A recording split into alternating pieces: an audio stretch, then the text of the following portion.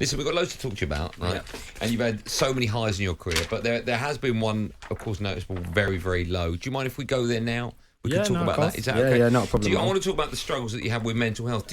Firstly, do you find it difficult now talking about it? Not at all. You don't? No. Okay. Like I said, I think, obviously, I talk about it a lot now, but it's, 6.5, 7 years ago, maybe? 2017, when you were Everton. Yeah. Can I take you back to, there was a day where you were sectioned, right? Yeah. Can you just talk me through that? What happened? Well, basically, I'd not been able to get to training anymore. I was depressed. I was really struggling.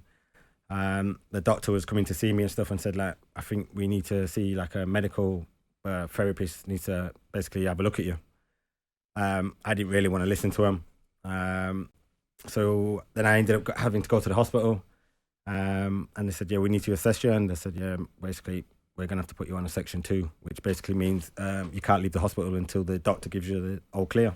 Wow. Okay. How bad was it for you? Did you contemplate taking your own life? Yeah. I was fully like suicidal. Didn't want to be here. Like I said, it got to the stage where I couldn't even get out of bed.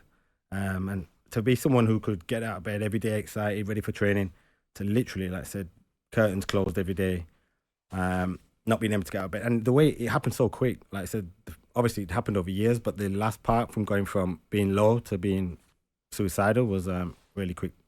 You said it there, Azza, and that's something when I first heard about it that surprised me, because when I think about you, obviously as my teammate at Spurs, life and soul of the party, always joking around in the dressing room.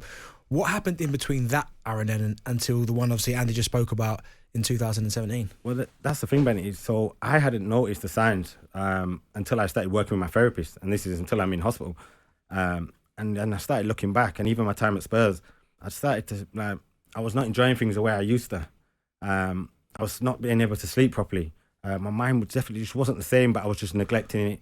I didn't know what was going on, to be honest, and it was just deteriorating as I was going through things. And obviously I got the move to Everton. It kind of give you a little lease of life. I've changed city again, but I was just painting over the cracks, so it was just getting worse, mate. And like you said, it went from literally the life of the party to literally not being able to get out of bed. Did you find it more difficult? There are a lot of people that even maybe listening, but at the time when it came out in the press, that probably can't understand what a mental health problem is. And a lot of people would think that if you're a famous person, if you earn a lot of money, it's impossible to have mental health issues. Okay, this is just maybe it's ignorance, maybe it's just they haven't been educated. There's nothing embarrassing about it. They're just unaware of the problems, as we all were maybe 10, 15 years ago when people bravely started coming out talking about the problems with mental health. Did you find it more difficult to talk about, do you think, because you were famous, you were on a pedestal, people looked up to you, you were a footballer? Possibly, but I think it was just more to do with my character. I was never that person who ever asked for help. I was more used to helping others. And that's the person I was, so I don't think it was, for the football part of it, maybe played a small part, but I think it was more to do with the person I was. And even the day I was being told, basically, you're going into hospital, I was literally like, let me go home, I'll get better. And that's when they was like, sorry, mate. That must have been so scary when you were told you could not leave. Yeah, obviously at the time, honestly, I was so far gone that like I really didn't even understand what was happening to me. It was literally like, you've got to sign this form, and my brother explained it like, Aaron, you're literally going into hospital. And it wasn't for a couple of days where then I realised what was actually happening. The people around you, what part did they play? So, that was massive. But the thing is with me, like I said, it was so difficult because I never reached out to them, and I could keep them at arm's length. You know, with being a footballer, you can like, I'm tired, I'm busy, I'm just going to go for a nap. And they might see you at the weekend and you'd be like, all right, let's go out, have a drink or whatever. And a few times my brother pulled me and was like, Aaron, you sure you're all right? And I was like, yeah, I'm fine, don't worry, I'm just being tired. Do you know what I mean? The game's been a bit stressful recently and whatnot. So you could keep, and when you put the mask on for so long, you can literally walk into a room and pretend you're fine. Do you know what I mean? I could walk into a room and literally be like, smiley face, do you know what I mean? Join in with the banter a little bit, and then disappear. So, yeah, I said my people they was there always and always would be.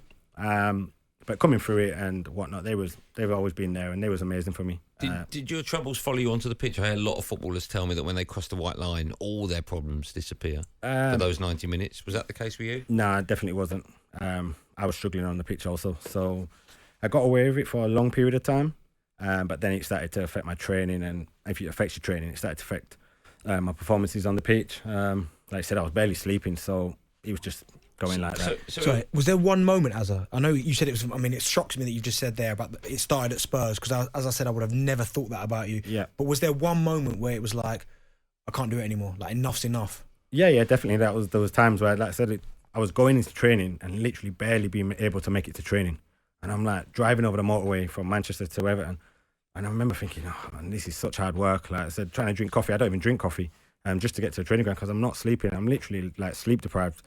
And I remember getting into training ground, trying to have another one to get through the session. And then it got to a stage where I'm like, oh, I can't get up anymore. I can't get over there. This is just too hard. And like I said, you'd be so surprised at how my mind started to spiral then. Do you know what I mean? It was literally like bad thoughts constantly, literally, can we end this type thing? So, there was definitely that moment. Then it was tough. And thankfully, after that moment, quite quickly, luckily, the doctor said, like, he needs to be assessed. And then I was sectioned. What manager did you confide in? What manager did you speak to? I didn't speak to any. It was completely straight to the doctor. Wow. So obviously I'd phone the doctor a few times. I'd make a few excuses like, listen, I'm not well. I've got the runs or whatnot. Can't make it. So I was doing that quite a bit to try and get away with it. And then it got to a stage and the doctor rang me and I was like, listen, doc, I can't make it anymore. I can't come in. And he was like, I'll come to you. And what's it like now on a day-to-day basis? I mean, I don't know you, and it's the first time I've met, but you sort of bouncing here, big smile on your face. We've had lots of fun, and it must be difficult for you to talk. But is it a struggle on a day-to-day basis for you, or is that well and truly in the past? Oh, no, that's long gone. Don't get me wrong, when I first come out of the hospital, I was definitely having ups and downs. I mean, a lot of people think you come out of there and I went back into football and everyone thought I just went straight going up and up, but no, there was definitely still down moments. And I was still learning about my mind and how to look after myself. Like I said, I knew how to look after myself physically my whole career. I could tell you how to look after every part of my body, but mentally I had no idea. And that's when I started really looking into it and meditating, breathing, cold exposure, journaling. So like my routine's completely changed. Like I said, I look after myself mentally just as well as I look after myself physically nowadays. And honestly, my life has changed completely. How were your teammates with you? Pardon? When you came back, how were your teammates with you? Yeah, like I remember a few little conversations like, we should have really picked up on it. Do you know what I mean? We didn't see you in the gym as much as her and things like that. And they was like, I'm so sorry. And I was like, mate, honestly, I kept it from everyone. Do you know what I mean? So, but they were fine. Obviously, then a few of them did come up just saying, are you all right and stuff. And it was good for me because like sometimes I could say, listen, I've had a couple of bad days. I'm not feeling as good, but no, like you said, I was improving loads as I was coming out of the hospital, but the lads were good with me after that. Good. It's great that you can come out and talk about it now so openly and with a positive mind as well. There will possibly be people listening to this that can understand what you went through. They might be going through similar or maybe even approaching that sort of tunnel. What advice would you give them if they're listening? Go get help. I'll speak out. I'll speak to somebody. You'd be surprised, like I said, how many people have come up to me since I came out of the hospital and just for a chat.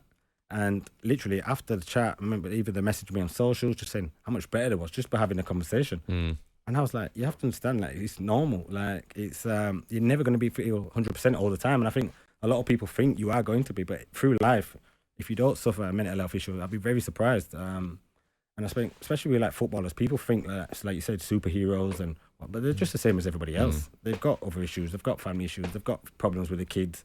They've got the pressures of being an actual footballer as well. So. But for anyone listening, honestly, speak to someone. You'll be so surprised how much help there is and how much better you feel. And like I said, there's no shame in it whatsoever. Let me give out some numbers. It's incredibly brave of you to talk about.